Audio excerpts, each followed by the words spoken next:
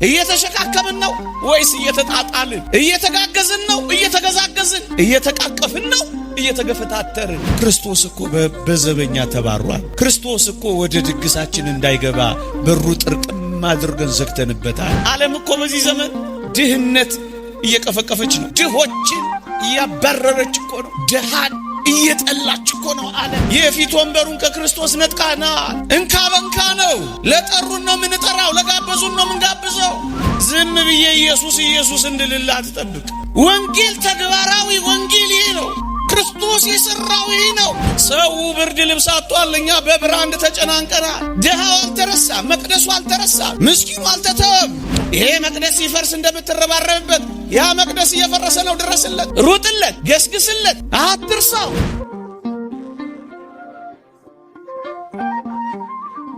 የሉቃስ ወንጌል ምዕራፍ 4 ቁጥር 12 ላይ ግብዣ ባደረክ ጊዜ ድሆችንና ጉንድሾችን፣ አንካሶችን፣ እውሮችንም ጥራ፣ የሚመልሱት ብድራት የላቸውምና ብፁዕ ትሆናለህ፣ በጻድቃን ትንሣኤ ይመለስልሃልና ይላል። ድግስ አላችሁ፣ ሰርግ አላችሁ፣ ልደት አላችሁ፣ ቀለበት አላችሁ፣ ምርቃት አላችሁ፣ ዝክር አላችሁ፣ ተስካር አላችሁ፣ የቤተ ክርስቲያን በዓላቶች እንኳን አላችሁን? እንግዲያውስ ድሆችን፣ ጉንድሾችን፣ አንካሶችን፣ የሚመልሱት የሌላቸውን ምስኪኖችን ጥሩበት ነው የሚለው። የፊቱን ወንበር ለክርስቶስ ልቀቁት፣ የምግቡን ጣፋጭ እፍታውን ለተወደደው ምስኪን ድሃ አቅርቡት። እስኪ ቤታችሁ እስከ ዛሬ ኑሯችንን እስኪ እንፈትሸው ወገኖቼ።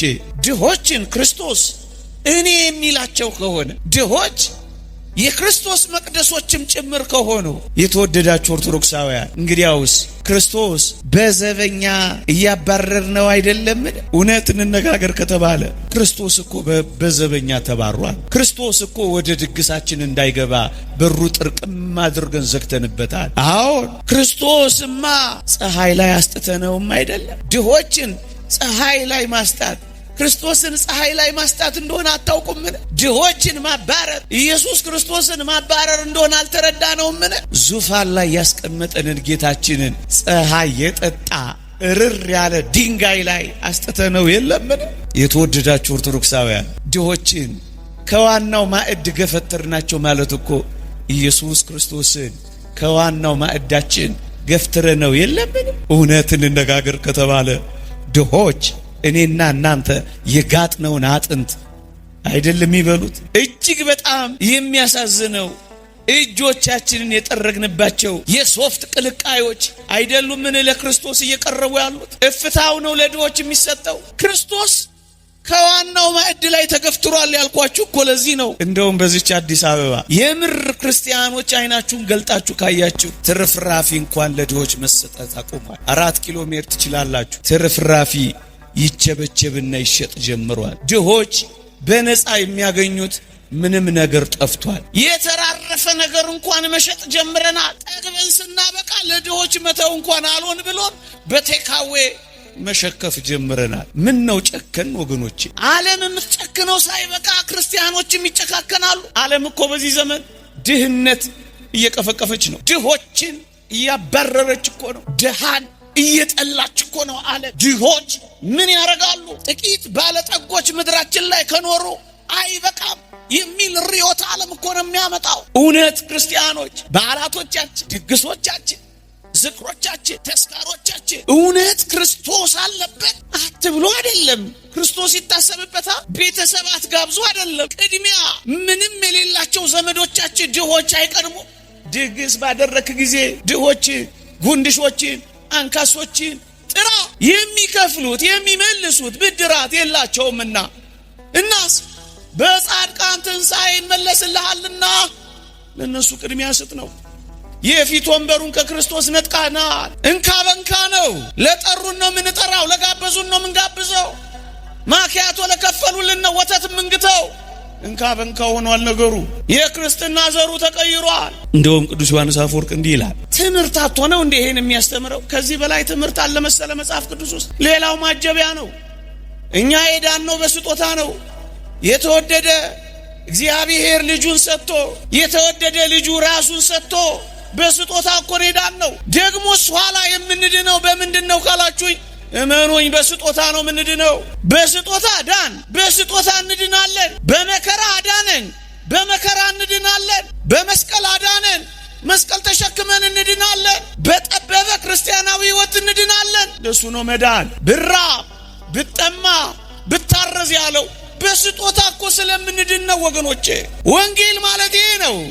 ዝም ብዬ ኢየሱስ ኢየሱስ እንድልላ አትጠብቅ። ወንጌል ተግባራዊ ወንጌል ይሄ ነው። ክርስቶስ የሰራው ይሄ ነው። ተመላልሶ የፈጸመው ይሄንን ነው።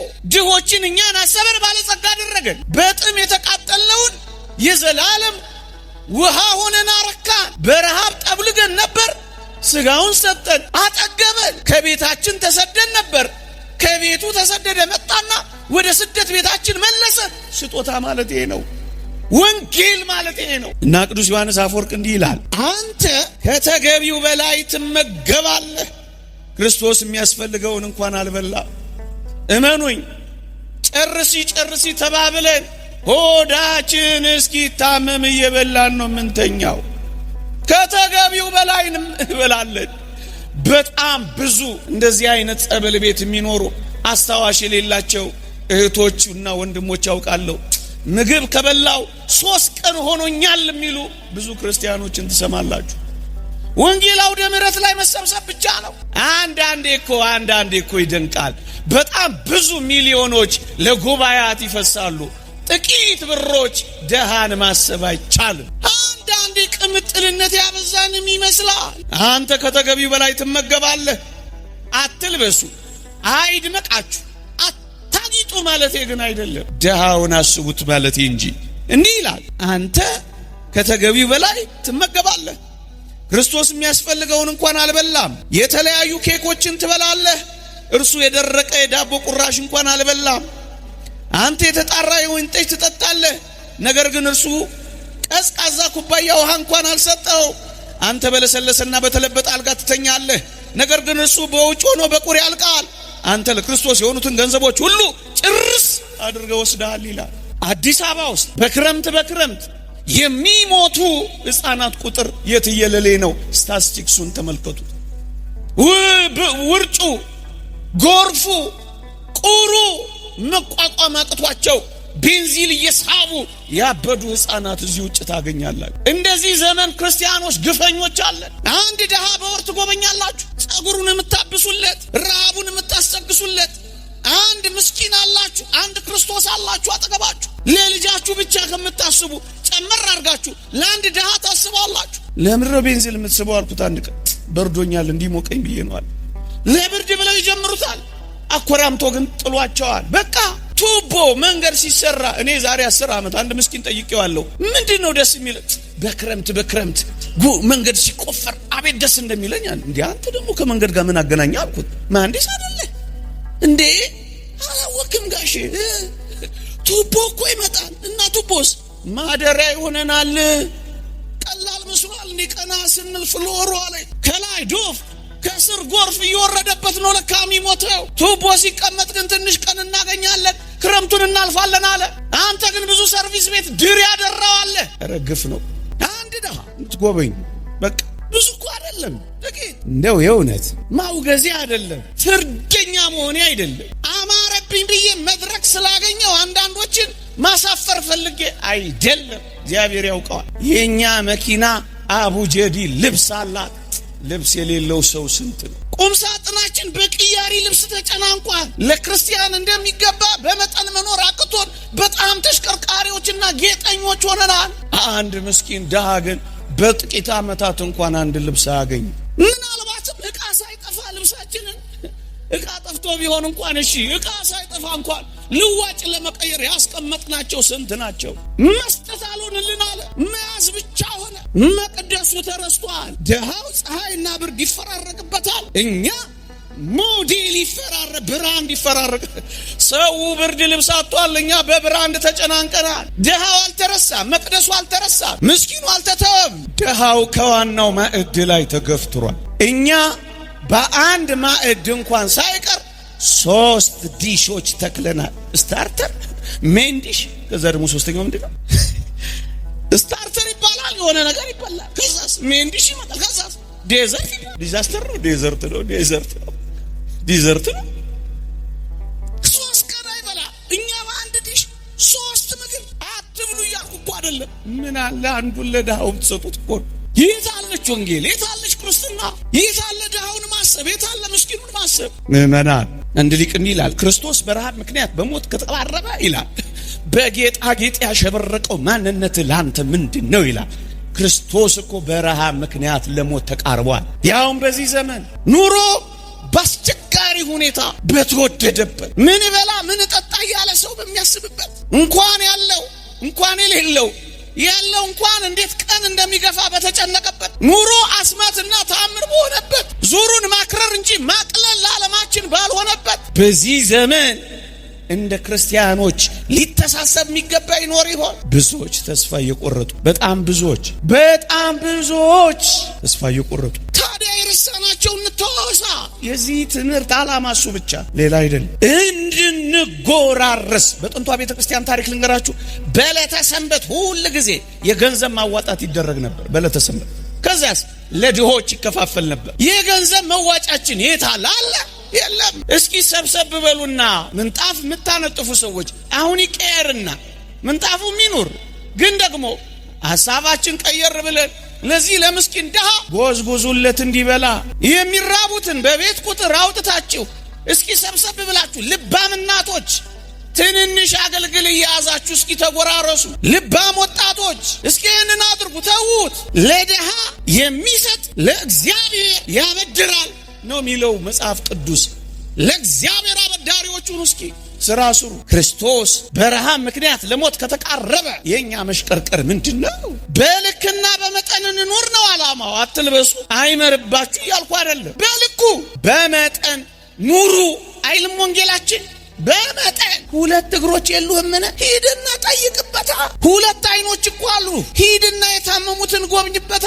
ቢያንስ 1 ጣራ እኮ አለ፣ አስጠልልበታ። ገንዘብ ባይኖርህ የምትሰጠው ብልጽግና ባይኖርህ እግር አለ፣ ጎብኝበት። አይን አለ፣ እይበት። ጸሎት አለ፣ ስጠው። ፈቃድ አለ፣ ፈቃድህን መጽውተው። ወገኖቼ ሀብት የሚባለው ምንድነው? በኪስ የሞላው ብቻ፣ በቦርሳ የታጨቀው ብቻ፣ በጎተራ የተከተተው ብቻ፣ በአካውንት የተቀመጠው ብቻ፣ እሱ ብቻ አይደለም ሀብት። እና ሌላ ሀብት ምንድነው? ሌላ ሀብትማ ምንድነው? በጉልበታችሁና በወዛችሁ ተንከባከቧ። እውነተኛ ክርስቶሳውያን መሆን የምትፈልጉ፣ እንደ ቅዱሳት አንስት እህቶች መኖር የምትፈልጉ፣ እግዚአብሔርን በዚህ ሕይወት ማክበር የምትፈልጉ በጉልበታችሁ ልብሳቸውን እጠቡላቸው። በሳምንት 1 ቀን ሄዳችሁ ቤታቸውን አጽዱላቸው። ፀሐይ የማይሞቁትን አሙቋቸው። ተባያቸውን አራግፎና ለስጋው ደሙ አብቋቸው። ነጭ ልብስ አልብሷቸው። ስራችሁ ይሄ ብቻ ይሁን። ገንዘብ የለሽም፣ ጉልበት አለሽ። ይሄ ሀብት እኮ ነው፣ ጸጋ እኮ ነው ወገኖቼ። ጉዳይ አስፈጽምላቸው። ባንክ ቤት ሄደው መፈረም ሲፈልጉ ጎትታ አግዛቸው። ሀብት ማለት እኮ ይሄ ነው። ኦርቶዶክሳውያን በዚህ ዘመን ቤት ሞልቷቸው የሰው ረሃብ የያዛቸዋሉ። ሰው የናፈቃቸው ገንዘብ ይቆረጥላቸዋል። ወላጆቻቸው ግን አያዋቸው። ሰው የራባቸዋሉ። ተጠርቅሞባቸው የሚኖሩ ትልልቅ ህንፃ ውስጥ የሚኖሩ ጎብኛቸው። መብል ሞልቷቸው ፍቅር የራባቸዋሉ። ጸብ የከበባቸው ሴጣን ፍቅር ያስተዋቸው ያጠላላቸው። እንዴት ክፉ ዘመን እንደሆነ የተወደደች አመጣ የወለደችን እናት ያጣላቸዋሉ። ፍቅር ስጣቸው። የሚያወሩት የሚተነፍሱት ይፈልጋሉ። ጆሮ ስጣቸው። እኮ ምጽዋት ነው ወገኖቼ። እፍኝ ጥሬ ሞልቷቸው አስታዋሽ ልብ የተነፈጋቸዋሉ። ይሄን ልብህን ስጣቸው፣ አስታውሳቸው። 2 ዲናር የለም ሞልቶ ለምንድን ነው ሌሎቹንም እንዴ አታውቅም? እንደ አውሮፓውያን ለውሻ እኮ በአመት $8 ቢሊዮን እኮ ነው ለውሻ ምግብ የሚያወጡት። ታዲያስ እነሱን ወቀስሽ፣ እኛስ ለተኩሳችን፣ ለጥፍር መሞረጃችን፣ ለዚህ አስደናቂ ዊጋችን አይኑር። እንደዚህ ምንም አይመርባችሁ እኮ። በመጠን አይሆንም፣ በልክ አይሆንም። እግዚአብሔር ይወደዋል ይሄን ያህል ብዙ ሰውነታችንና አካላችን ላይ ኢንቨስት ማድረግ፣ ትልቅ ፋብሪካ መገንባት እስኪመስል ድረስ። የእግዚአብሔር ቃል እንዲህ ይላል፣ እግዚአብሔርን እንፈራለን ለሚሉ ሴቶች እንደሚገባ መልካም በማድረግ እንጂ በሹሩባና በወርቅ ወይም በእንቁ ወይም ዋጋው እጅግ በከበረ ልብስ አይሸለሙ ይላል እግዚአብሔር ቃል። መሸለም የሚፈልጉ ሴቶች በክርስቶስ ሙዑዛት ይሁኑ። ክርስቶስ ሽቷቸው ይሁኑ። ኤሌምኒጦስ ሊቁ እንደተናገረው በክርስቶስ መዓዛ ሙዑዛት ይሁኑ እንጂ በሽቶችና በቆዳ ቅባቶች አይሁን ይላል። ደሃው በልቶ እንዲወዛ አድርጊው። አንቺም ደግሞ ከዚያ የተረፈውን በመጠን ሲሆን ፍጹም የሆነውን አኗኗር፣ ካልሆነ ደግሞ በመጠን ሲሆን ወንጌል ላይ የተጻፈውን ለመፈጸም በመጨከን፣ ካልሆነስ በመጠን በወርቅ በእንቁ ዋጋው እጅግ ውድ በሆነ ልብስ አይሸለሙ። እግዚአብሔርን እንፈራለን እንደሚሉ ሴቶች መልካም በማድረግ ይሄ መልካም ማድረግ ምንድነው? እንግዶችን መቀበል ነዋ። ይሄ መልካም ማድረግ ምን ማለት ነው? የቅዱሳንን እግር ማጠብ ነዋ። ድሆችን መመገብ ነዋ። ምእመናን የምር ክርስቶሳውያን መሆን ከፈለግ እንዲህ አይነቱን ስራ በሰፈር ውስጥ እንዲህ አይነቱን ስራ በምግባረ ሰናይ አለን አይደል? ምግባረ ሰናይ በአመት አንድ ጊዜ በሬ ያረድን የአመት አንድ ቀን ጥጋበኞች መፍጠር አይደለም፣ ሰካራም መፍጠር አይደለም መሆን ያለበት። በር የተዘጋባቸውን እፍኝ ጥሬ ኩባያው ኃይል የሌላቸውን እነዛ የሚያገላብጥ ያጡትን ቅድስት መሆን ከፈለግሽ ይሄንን ስሪ። ጽም ብለሽ እውቅና አገኘሽ አልገኘ የለም፣ ሰው አወቀህ አላወቀህ የለም፣ ተጨበጨበላ አልተጨበጨ አይመለከትም። ክርስቶስን ነው የምታስተናግደው። የእግዚአብሔር ቃል እንዲህ ይላል፣ ልጆችን በመልካም ማስተዳደር፣ እንግዶችን መቀበል፣ የቅዱሳንን እግር ማጠብ፣ በትሩፋት ታጌጡ ዘንድ እወዳለሁ። ትሩፋት እስካልከኝ ምንድነው? ይሄው አትርሳው። ያን መቅደስ ሲፈርስ ዝም አትበለው። ይሄ መቅደስ ሲፈርስ እንደምትረባረብበት ያ መቅደስ እየፈረሰ ነው። ድረስለት፣ ሩጥለት፣ ገስግስለት፣ አትርሳው። ያውም እንዲህ ባለ ከባድ ዘመን። እንደውም ሲራክ ምንድነው የሚለው? ምዕራፍ 11 ቁጥር 4 ላይ በልብስ ጌጥ አትታበይ፣ በከበርክበት ወራት ራስን አታኩራ ይላል። በልብስ ጌጥ መታበይ አይደለም፣ ይልቅስ ቅዱሳንን በማገዝ ሕፃናት እነዚያን ምስኪኖች ድሆችን በመንከባከብህ። እንዴ የአዲስ አበባን ብቻ አይደለም የኢትዮጵያውያንን ሸክም ሁሉ የተሸከመ አንድ ሰው አታውቁም? ሁሉ ጊዜ ሳስበው ስለሚመስጠኝ ነው። አታውቁም? አንድ ሰው ዓለም እንደ ጠራጊ ጉድፍ ተጠቅማ የጣለቻቸውን ሰዎች ሁሉ የሚሰበስብ አንድ ሰው አታውቁ? ቱቦ የተጣሉትን ሰዎች የሚሰበስብ ቤተሰብ የታከተውን የሚሸከም አንድ ሰው አታውቁ? ይሄ በነፍስ ወከፍ ቢሰራ አገር ባዳነ ነበር ወገኖች። የአገርን ዋጋ የተሸከመ አንድ ሰው አይታያችሁ? ባይቀረጽ ደስ ይለኝ ነበር። ይሄ መቆም አይችልም፣ ብዙዎችን ግን ያቆማል። አይችዋል። መቀመጥ አይችልም፣ ብዙዎችን ግን ከወደቁበት አንስቷል። መብላት አይችልም፣ ብዙዎችን ግን ረሃባቸውን አጥግቧል።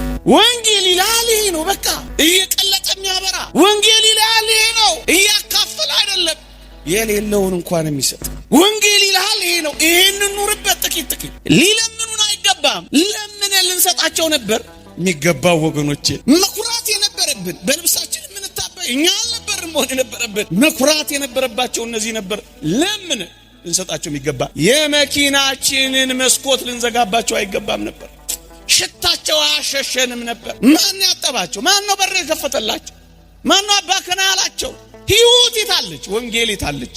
ክርስትና የታለች? አንድ ሊቅ እንዲህ ይላል፣ ክርስቶስ ዘውትር ወደኛ የሚመጣው በደሃ ወይም በእንግዳ ሰው ነው ይላል። ክርስቶስን ማግኘት ከፈለግ ደሃውን አግኘው፣ እንግዳውን ተቀበለው። ክርስቶስ እኮ የሚገኘው እንደዚህ ነው። ወንጌል የሚያስተምረን ይሄንን ነው። ክርስቶስ የሚገኘው የአባ ቢሾይን ታሪክ እዚህ ጋር ላምጣው። ግሩም ነው። አባ ቢሾይን እግዚአብሔር እንዲህ አለው ይላል፣ በዚህ ታላቅ ተራራ ላይ ነገ እገለጣለሁ። ሰንበት ነበር፣ እገለጥልሃለሁ። ህዝቡን ንገር፣ እገለጣለሁ፣ እባርካችኋለሁ አላቸው ይላል። ሁሉም በዕለቱ ከአባ ቢሾይ ቀድመው ወደ ተራራው ገሰገሱ። ተራራው ግርጌ ሲደርሱ ተራራው ታች አንድ ደካማ ምንም የሌለው ረሃብ ያጠወለገው መንቀሳቀስ የማይችል ደካማ እዛ ተራራው ስር ቁጭ ብሏል። ወዴት እየሄዳችሁ ነው ክርስቲያኖች አላቸው። እግዚአብሔር በተራራው ላይ ገለጣለሁ ብሎ ለአባ ቢሾይ ነግሮታል። በተራራው ላይ ክርስቶስን ለማግኘት ሩጫ ይዘናል አሉት። እባካችሁ እኔንም ጌታዬን አሳዩኝ ብሎ ለመናቸው። ማን ይሸከማል አንተ? ማን ጊዜ ይሰጣል አንተ? ትተውት ሁሉም ወደ ተራራቸው ገሰገሱ። መጨረሻ የመጣው ማን መሰላችሁ? አባ ቢሾይ ነው። ስዕሉን ተመልከቱትማ። አረጋዊው አባ ቢሾይ ልክ ተራራው ግርጌ ሲሄድ አንድ ምስኪን ወድቆ አገኘ። አባ ቢሾይ አባቴ የት ነው የምትሄደው አለው። እግዚአብሔር በተራራው ላይ ይገለጣል። እናስ ልናየው ልናገኘው ነው የምንሄደው። እባክህ እኔንም ውሰደኝ። እሺ አረጋዊ ነው። የተንቀጠቀጠ ጉልበት ያለው የጎበጠ ወገብ ያለው የጃጀ ሰውነት ያለው ሊፈርስ አንድ ሐሙስ የቀረው ሰውነት ይዞ ስዕሉን ተመልከቱት በቤተ ክርስቲያን ድሃውን ተሸከመው ይላል። ከዛስ ተራራውን ይወጣ ጀመር። ወገኔ ይሄ ዘመን እንደ ተራራ ነው። ካልተሸካከምን ማንዘልቀው፣ ካልተደጋገፍ ማንሻገረው ብርቱ በት ነው ይሄ ዓለም እያሳረፈ ያለው። ተሸከመው። እናንተ ኦርቶዶክሳውያን ዘመዶቻችሁን እንኳን መሸከም ሰልችቷችሁ ይሆን? አንዳንድ እናቶች ልጆቻቸውን እንኳን መሸከም ሰልችቷቸዋል እንሰማለን። አንዳንድ እናቶች ልጆች የለፉበትን እንኳን ማስቀመጥ እኮ አቅቷቸዋል ይነግሩናል። አንዳንዶች ባላችሁን መሸከም ሰልችቷችሁ ይሆን? የሚስትን ጥቂት አመል መሸከም ሰልችቶ ይሆን? ወንድምህን ደጉመው።